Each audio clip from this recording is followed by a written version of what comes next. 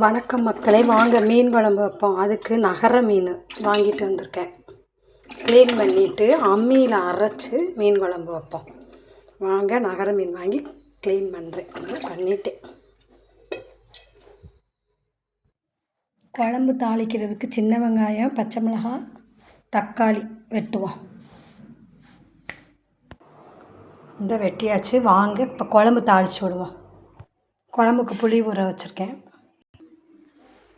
கடுகு, வெந்தயம்,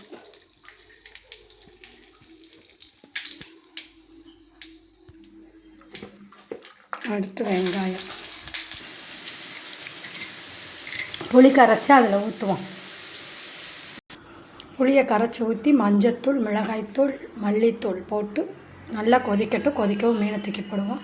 அதுக்குள்ளேயும் தேங்காய் அரைக்க போவோம். தேங்காய் நம்ம குழம்புக்கு தேவையான அளவுக்கு, சீரகம் 2 பெருஞ்சீரகம், மிளகு இதெல்லாம் நைஸாக அரைச்சிட்டு லாஸ்ட்டாக அந்த வெங்காயத்தை தட்டி அரைச்சிட்டு வரணும். வாங்க போய் அரைப்போம். இப்போ அம்மியில் அரைக்க போகிறேன். நல்லா சர்ன்னு அரைப்பேன், எடுக்கிறதுக்கு ஆள் இல்லை. நல்லா மையாக அரைச்சாச்சு. இப்போ இந்த 2 வெங்காயத்தை தட்டி வலிச்சிருவோம். அரைச்சி வலிச்சிட்டு வாங்க குழம்புல போய் போடுவோம்.